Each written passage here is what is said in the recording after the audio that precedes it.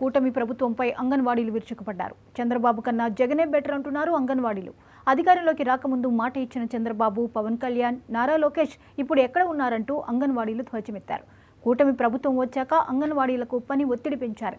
అధికారం లేనప్పుడు ఒక మాట, ఉన్నప్పుడు మరో మాట మాట్లాడారంటూ సీఎం చంద్రబాబుపై మండిపడ్డారు.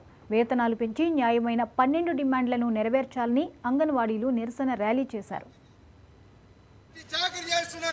కేంద్ర ప్రభుత్వం మొండి వైఖరి, కనీస వేతనం ఇవ్వాలని కేంద్ర ప్రభుత్వం మొండి వైఖరి,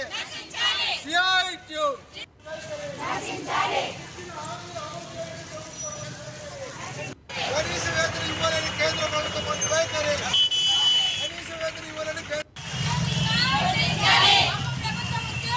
గుర్తించాలి.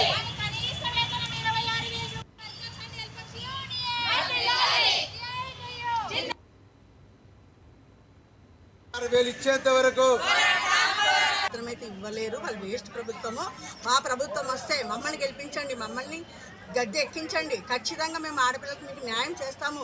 మేము 42 రోజులు సమ్మె చేసినందుకు మీకు పని భారం మేము వస్తేనే మీ జీతాలు 3 నెలలు టైం అడిగినారు. 3 నెలలు కాదు, 8 నెలలు అయింది. 8 నెలలైనా మా జీతాలు కానీ మేము పెట్టిన ప్రధానమైన 11 డిమాండ్ 12 డిమాండ్లు ఒక్కటి నెరవేర్చలేదు, కనీస వేతనం ఇవ్వలేదు.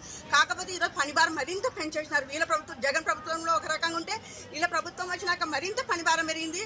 వివిధ రకాల యాపులతో పని భారంతో మమ్మల్ని సతమతం చేసి చంపేస్తున్నారు. ఒక రకంగా చెప్పాలంటే ఈ ప్రభుత్వం గత ప్రభుత్వం కన్నా అధ్వానంగా ఉందని చెప్తాను. వీళ్ళేదో న్యాయం చేస్తారని మా ఆడపిల్లలందరం కలిసి అంగన్వాడీలు కలిసి మేము వీళ్ళని గెలిపించాము. కానీ వీళ్ళపైన పెట్టిన ఓప్స్ వీళ్ళు కూడా తొంగలో తొక్కేసినారు.